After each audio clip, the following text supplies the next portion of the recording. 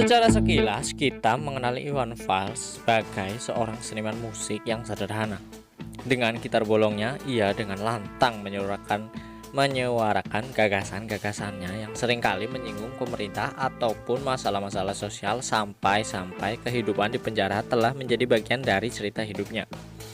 Assalamualaikum warahmatullahi wabarakatuh. Selamat datang kembali di channel Seliken. Pada video kali ini saya akan mengabarkan sosok seniman musik legendaris, yakni Iwan Fals. Namun sebelum lanjut, apabila teman-teman suka dengan video menggambar seperti ini, maka jangan sungkan untuk memberikan jempol like, karena satu like dari teman-teman akan memberikan manfaat besar bagi pertumbuhan channel ini. Dan share juga ke media sosial kalian agar teman-teman kalian tahu apa yang kamu tahu jika video ini bermanfaat untuk kamu. Jika teman-teman ingin berlangganan dan mensupport channel ini, silahkan klik tombol subscribe dan jangan lupa aktifkan juga tombol loncengnya agar kalian tidak ketinggalan video terbaru dari channel ini. Ingat, subscribe itu gratis.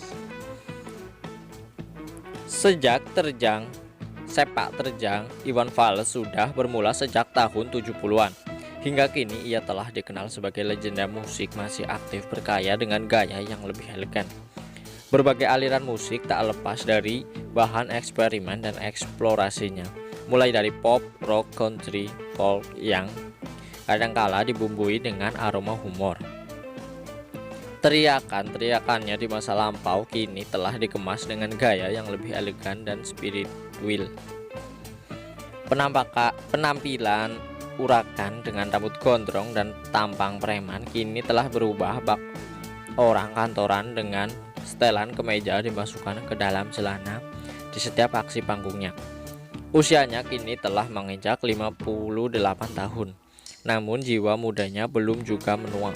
Iwan Fals tetap sibuk dengan jadwal dakwahnya di mana-mana, menjadi inspirasi bagi generasi penerusnya untuk mengenalkan lebih dalam. Kali ini akan kita ulas tentang biografi Iwan Fals berikut. Memiliki nama asli Firdiawan Listanto dengan nama panggung Iwan Fals. Lahir di Jakarta pada tanggal 3 September 1961.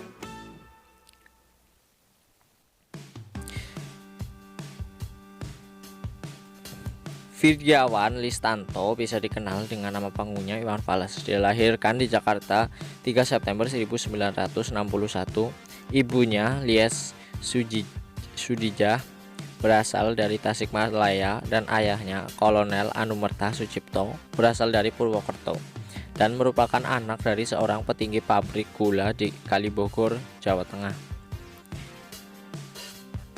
Lahir di Jakarta, masa kecil Iwan dihabiskan di Bandung, kemudian menetap di Jeddah, Arab Saudi selama 8 bulan.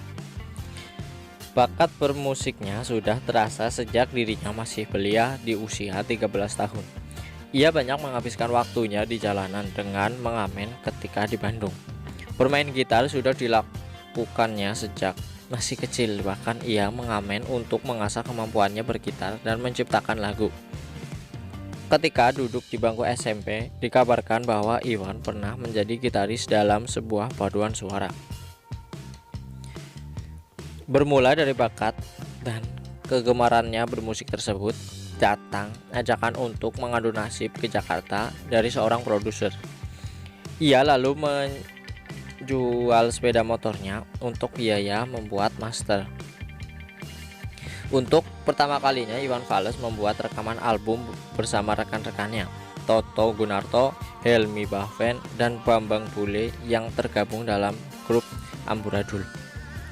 Namun karena debutnya tersebut menuai kegagalan, albumnya tak laku di pasaran. Iwan Fals lalu kembali mengamen.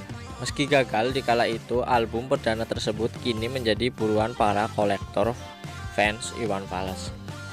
Di sela-sela kegiatannya mengamen, Iwan juga aktif mengikuti berbagai festival musik. Setelah menyabet juara festival di musik country, ia juga ikut festival lagu humor.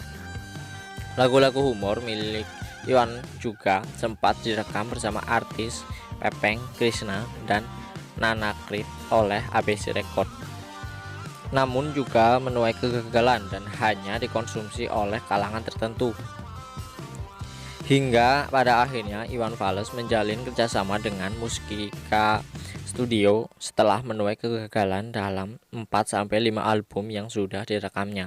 Di Musika, lagu Iwan Fals berubah digarap dengan lebih serius. Sebut saja album Sarjana Muda yang musiknya langsung ditangani oleh Willy Sumantri. Jalinan kerjasamanya dengan salah satu rekaman musik besar Musika Studio tak juga menghentikan kegiatannya mengamen. Iwan mengamen dengan menghampiri satu rumah ke rumah yang lain, kadang di Pasar Kaget, kadang di kawasan Blok M. Rekaman album Sarjana Muda rupanya banyak diminati dan Iwan mulai menemukan jalannya sebagai musisi. Sejak itu tawarannya untuk tampil di televisi mulai menghampirinya. Ia sempat muncul di televisi pada tahun 1987 saat acara Mana Suka Siaran Niaga disiarkan di TVRI. Lagu Omar Bakri ditayangkan di TVRI. Iwan sudah berhenti mengamen ketika anak keduanya, Cikal, lahir pada tahun 1985. Kasih Sayang Orde Baru. Pada awal karir sebagai musisi di masa Orde Baru, Iwan banyak menciptakan lagu yang mengandung kritikan terhadap pemerintah. Beberapa lagu tersebut bahkan dapat dikategorikan terlalu keras pada masanya, sehingga studio rekaman yang memayungi Iwan Fals tak berani memasukkan lagu tersebut ke dalam album yang dijual bebas. Rekaman lagu-lagu yang tak dipasarkan tersebut kemudian sempat diputar di stasiun radio 8EH Institut Teknologi Bandung. Iwan juga menyanyikan di banyak konser musik yang kemudian mengakibatkan ia berulang kali harus berurusan dengan pihak keamanan karena lirik lagu Iwan Fals dianggap dapat mengganggu stabilitas negara. Setelah masa Orde Baru, memang banyak jadwal konser Iwan Fals dilarang dan dibubarkan dengan alasan lagu-lagunya dapat membuat kerusuhan. Sejumlah konser musik di tahun 80-an juga banyak disabotase dengan cara dipadamkan aliran listriknya dan pernah juga dibubarkan secara paksa hanya karena ia membawakan lirik lagu yang menyindir penguasa saat itu. Dan cukup sekian biografi singkat tentang Iwan Fals dan perjalanan karirnya. Semoga menawarkan kita pada hari ini. Dan saya ucapkan terima kasih buat teman-teman yang sudah menyempatkan untuk menonton video ini sampai dengan selesai.